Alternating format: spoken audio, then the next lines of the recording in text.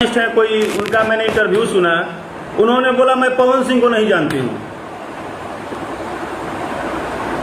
अब बताइए कि भोजपुरी में पेट में जो बच्चा भी होगा अगर वो पैदा होगा तो वो पवन सिंह का एक गाना तो जरूर ही सुनेगा।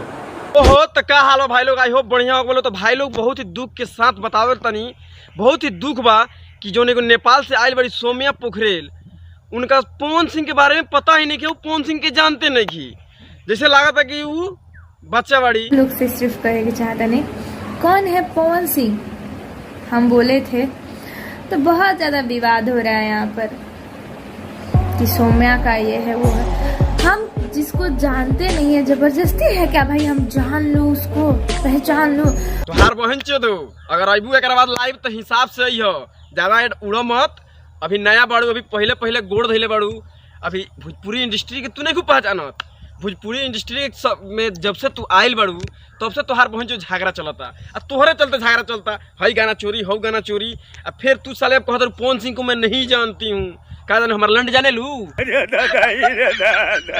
इंडस्ट्री के बदनामी होता तहानी के 2 साल पहले से मसूरी लाल कहता रहा, लेकिन अपने भोजपुरी इंडस्ट्री के सुपरस्टार से ट्रेंडिंग स्टार के तो भोजपुरी के इज्जत तो मेरा नहीं खे जात।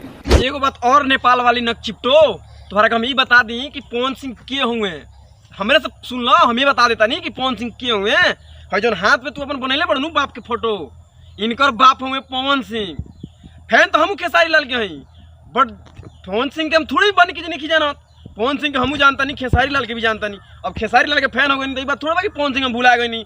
अब पवन सिंह के फैन है तो खेसारी लाल के नहीं जानत, भाई ये बात ना होखेला। भाई लोग हमार सवाल डायरेक्ट सोम्या पोखरेल से हुई, तो भाई हम ये पूछे चाहते नहीं सोम्या पोखरेल से कि आखिर तोहर लगे का टैलेंट बा, का एगो टैटू बनवा लेला से तू अपने आप के बड़का हीरोइन समझता रू, का बड़का स्टार हो गइलू, झाट हो गइलू, हमार लंड हो गइलू। का बात तोहर लगे टैलेंट आखिर का बा? लंड बा टैलेंट के तोहार बहिन तो कथी बा टैलेंट तहार?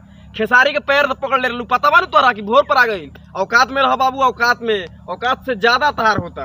और लाइव आके कहता रू कि जी हम ना जानल चाहता नहीं, हम नहीं जानत। बहन चोद का औकात बा तोर?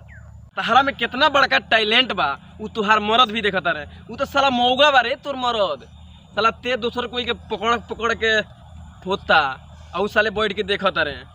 अभी तक तोर 4 साल 5 साल पहले तोर शादी भइल बा, अभी तक लड़का भइल ना भइल।